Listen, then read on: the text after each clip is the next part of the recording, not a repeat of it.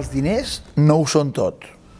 Nosaltres hem estat una gran nació que ha portat grans millores a Europa i ara portem 300 anys que som una colònia d'un estat espanyol que ens vol anul·lar, que ens vol assimilar.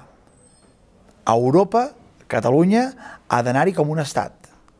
I serem un estat en aquesta Europa unida d'estats federats, la qual treballarà per ser competitiva en aquest món global, enfrontant-se comercialment a Amèrica, a Àsia, i l'Europa així serà pròspera. Per tant, el nostre estat català serà l'eina que farà que els catalans tornem a ser uns ciutadans de primer ordre a aquesta Europa pròspera del segle XXI.